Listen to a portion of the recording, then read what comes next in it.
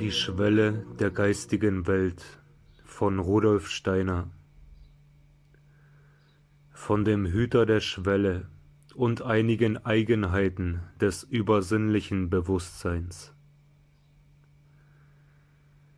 Mit seinem Erleben in der Sinneswelt steht der Mensch außerhalb der geistigen Welt, in welcher im Sinne der vorangehenden Betrachtungen seine Wesenheit wurzelt.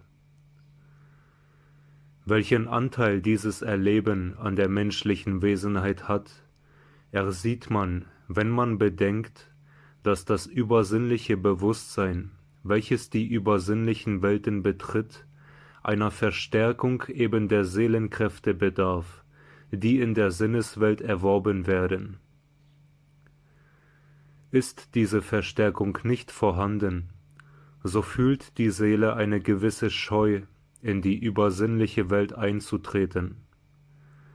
Sie will sich sogar vor diesem Eintritte dadurch retten, dass sie sich Beweise sucht für die Unmöglichkeit eines solchen Eintrittes.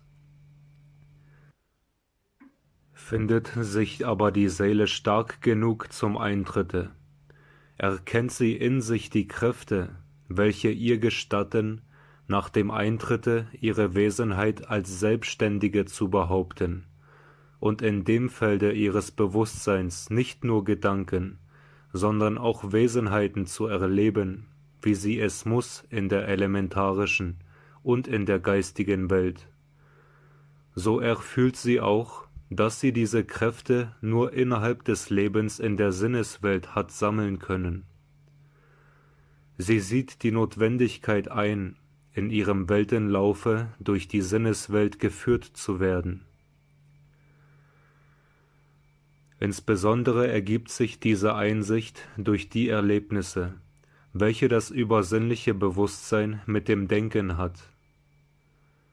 Beim Eintritte in die elementarische Welt erfüllt sich das Bewusstsein mit Wesenheiten, die in Bildform wahrgenommen werden. Es kommt gar nicht in die Lage, innerhalb dieser Welt gegenüber deren Wesenheiten eine ähnliche innere Seelentätigkeit zu entwickeln, wie sie im Gedankenleben innerhalb der Sinneswelt entwickelt wird. Dennoch wäre es unmöglich, sich innerhalb dieser elementarischen Welt als menschliches Wesen zurechtzufinden, wenn man sie nicht denkend beträte. Man würde ohne denkende Betrachtung wohl die Wesenheiten der elementarischen Welt schauen, man würde aber von keiner in Wahrheit wissen können, was sie ist. Man gliche einem Menschen, der eine Schrift vor sich hat, die er nicht lesen kann. Ein solcher sieht mit seinen Augen genau dasselbe, was auch derjenige sieht, der die Schrift lesen kann. Bedeutung und Wesenheit hat sie aber doch nur für diesen. Dennoch übt das übersinnliche Bewusstsein während seines Verweilens in der elementarischen Welt keineswegs eine solche denkerische Tätigkeit aus, wie sie in der Sinneswelt sich vollzieht. Es ist vielmehr so, dass ein denkendes Wesen wie der Mensch im richtigen Schauen der elementarischen Welt die Bedeutung ihrer Wesen und Kräfte mitwahrnimmt und dass ein nicht denkendes Wesen die Bilder ohne deren Bedeutung und Wesenheit wahrnehmen würde. Wird die geistige Welt betreten, so würden zum Beispiel die arimanischen Wesenheiten für etwas ganz anderes gehalten werden, als was sie sind, wenn sie nicht von der Seele als einer denkenden Wesenheit geschaut würden. Ebenso ist es mit den luziferischen und anderen Wesenheiten der geistigen Welt. Die arimanischen und luziferischen Wesenheiten werden von dem Menschen als das geschaut, was sie sind, wenn er sie von der geistigen Welt aus mit dem hellsichtigen Blicke betrachtet, der durch das Denken erkraftet ist. Bewaffnete sich die Seele nicht mit der genügenden denkerischen Kraft, so würden die luziferischen Wesenheiten wenn sie von der geistigen Welt ausgeschaut würden, der hellsichtigen Bilderwelt sich bemächtigen und in der betrachtenden Seele die Illusion hervorrufen, dass sie tiefer und immer tiefer in die eigentlich gesuchte geistige Welt hineindringe, während sie in Wahrheit in die Welt immer tiefer versinkt, welche die luziferischen Kräfte als eine ihrer Wesenheit gleiche zubereiten wollen. Die Seele würde sich zwar immer selbstständiger fühlen, aber sie würde sich in eine Geisteswelt einleben, die nicht ihrer Wesenheit und ihrem Urquell entspricht. Sie liefe in eine ihr fremde geistige Umgebung ein. Die Sinneswelt verbirgt solche Wesenheiten, wie die luziferischen sind. Daher können diese innerhalb der Sinneswelt das Bewusstsein nicht beirren. Sie sind für dasselbe einfach nicht vorhanden. Und das Bewusstsein hat die Möglichkeit, sich unbeirrt von ihnen genügend denkerisch zu erkraften.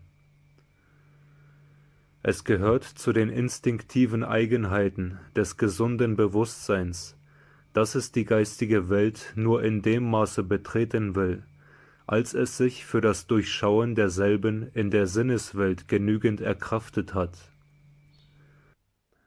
Das Bewusstsein hängt an der Art, wie es sich in der Sinneswelt erleben kann. Es fühlt sich in seinem Elemente, wenn es mit den Gedanken, Gefühlen, Affekten usw. sich in sich erleben kann, die es der Sinneswelt verdankt. Wie stark das Bewusstsein an diesem Erleben hängt, das zeigt sich ganz besonders in dem Augenblicke, in welchem der Eintritt in die übersinnlichen Welten wirklich erfolgt. Wie man an lieben Erinnerungen in besonderen Augenblicken seines Lebens sich festklammert, so kommen beim Eintritt in die übersinnlichen Welten alle die Neigungen mit Notwendigkeit wie aus den Seelentiefen herauf, deren man nur überhaupt fähig ist. Man wird da gewahr, wie man im Grunde an dem Leben hängt, das den Menschen mit der Sinneswelt verbindet. Dieses Hängen zeigt sich da in seiner vollen Wahrheit, ohne alle Illusionen, die man sich sonst im Leben über diese Tatsache macht. Es kommt beim Eintritte in die übersinnliche Welt gewissermaßen als eine erste übersinnliche Errungenschaft, ein Stück Selbsterkenntnis zustande, von der man vorher kaum eine Ahnung haben konnte. Und es zeigt sich, was man alles hinter sich lassen muss, wenn man wirklich wissend in die Welt eintreten will, in welcher man doch tatsächlich fortwährend darinnen ist. Was man als Mensch bewusst und unbewusst in der Sinneswelt aus sich gemacht hat, das tritt mit höchster Deutlichkeit vor den Seelenblick. Es kann dieses Erleben oftmals die Folge haben, dass man alle weiteren Versuche des Eindringens in die übersinnlichen Welten fallen lässt. Denn es kommt hinzu, dass man Klarheit darüber gewinnt, wie man anders fühlen, empfinden lernen muss, wenn der Aufenthalt in der geistigen Welt erfolgreich sein soll. Man muss zu dem Entschluss kommen, eine ganz andere innere Seelenverfassung auszubilden, als man vorher gehabt hat, oder anders gesagt, man muss zu der vorher errungenen eine andere hinzugewinnen. Und doch, was geschieht denn in einem solchen Augenblicke des Eintrittes in die übersinnliche Welt eigentlich?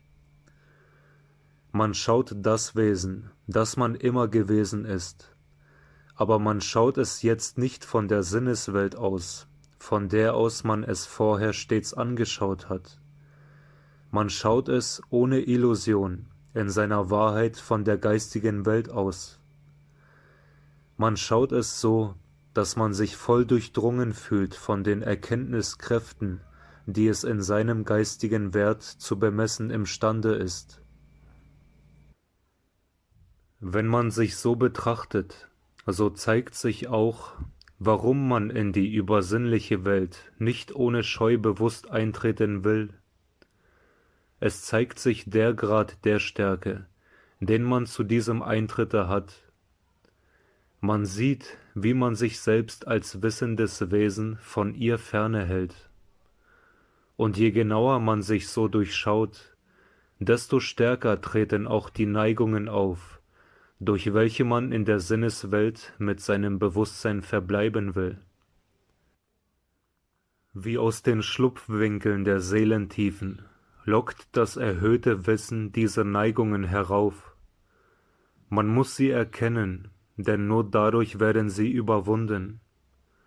Aber im Erkennen bezeugen sie noch ganz besonders ihre Kraft. Sie wollen die Seele überwältigen. Diese fühlt sich von ihnen wie in unbestimmte Tiefen hinuntergezogen. Der Augenblick der Selbsterkenntnis ist ein ernster. Es wird in der Welt viel zu viel von der Selbsterkenntnis philosophiert und theoretisiert. Dadurch wird der Seelenblick eher vom Ernste abgelenkt, der mit ihr verbunden ist, als zu ihm hingetrieben. Und trotz all dieses Ernstes, welche Befriedigung gewährt es, wenn man bedenkt, wie die Menschennatur so eingerichtet ist, dass sie von ihren Instinkten veranlasst wird, in die geistige Welt nicht einzutreten, bevor sie ihren Reifegrad als Selbsterlebnis in sich entwickeln kann.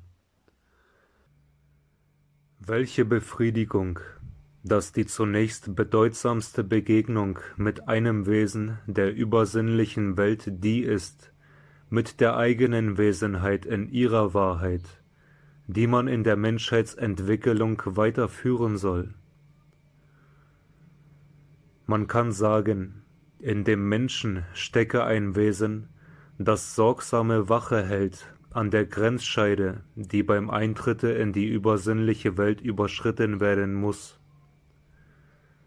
Diese im Menschen steckende geistige Wesenheit, die man selbst ist, die man aber so wenig durch das gewöhnliche Bewusstsein erkennen kann, wie das Auge sie selbst sehen kann, ist der Hüter an der Schwelle in die geistige Welt. Man lernt ihn erkennen in dem Augenblicke, in welchem man er selber nicht nur tatsächlich ist, sondern sich ihm wie außer ihm stehend, wie ein anderer gegenüberstellt. Wie andere Erlebnisse der übersinnlichen Welten machen auch den Hüter der Schwelle die verstärkten, in sich erkrafteten Seelenfähigkeiten schaubar. Denn abgesehen davon, dass die Begegnung mit dem Hüter für den hellsichtigen Geistesblick zum Wissen erhoben wird, ist diese Begegnung durchaus nicht ein Ereignis, das etwa nur für den geistschauend gewordenen Menschen eintrete.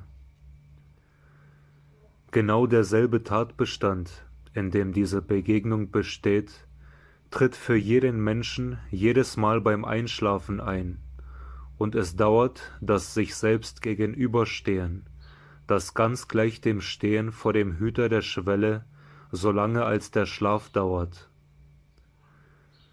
Im Schlafe erhebt sich die Seele zu ihrer übersinnlichen Wesenheit. Ihre Innenkräfte sind dann aber nicht stark genug, um ein Bewusstsein ihrer selbst hervorzurufen. Für das Verständnis des übersinnlichen Erlebens, besonders in seinen zarten Anfängen, ist auch von besonderer Wichtigkeit, das seelische Augenmerk darauf zu lenken, dass die Seele bereits begonnen haben kann, Übersinnliches zu erleben, ohne dass sie ein nennenswertes Wissen davon sich zu bilden vermag. Es tritt die Hellsichtigkeit zuerst in sehr zarter Art auf, so dass man oft in der Erwartung, fast Greifbares zu schauen, der hinhuschenden hellseherischen Eindrücke nicht achtet, sie durchaus nicht als solche anerkennen will. Sie treten dann so auf, dass sie ihr Vergessenwerden schon vorbereiten, indem sie auftreten. Sie kommen dann so schwach in das Bewusstseinsfeld herein, dass sie wie leichte Seelenwölkchen ganz unbeachtet bleiben. Weil dies so ist und weil man zumeist von der Geistesanschauung ganz anderes erwartet, als was sie zunächst ist, deshalb wird sie von vielen ernsten Suchern nach der geistigen Welt nicht gefunden. Auch in dieser Beziehung ist die Begegnung mit dem Hüter der Schwelle wichtig. Wenn man die Seele gerade nach der Richtung der Selbsterkenntnis hin erkraftet hat, dann mag diese Begegnung selbst nur wie ein erstes zartes Vorüberhuschen einer geistigen Schau sein. Man wird sie doch nicht so leicht dem Vergessen überliefern wie andere übersinnliche Eindrücke, weil man an der eigenen Wesenheit stärker als an anderem interessiert ist. Es besteht aber durchaus keine Notwendigkeit, dass die Begegnung mit dem Hüter zu den ersten übersinnlichen Erlebnissen gehört. Die Erkraftung der Seele kann nach verschiedenen Richtungen hin erfolgen. Die ersten Richtungen, welche die Seele nimmt, können ihr auch vor dieser Begegnung andere Wesenheiten oder Vorgänge in den geistigen Blickkreis führen. Doch aber wird verhältnismäßig bald nach dem Eintritt in die übersinnliche Welt diese Begegnung stattfinden.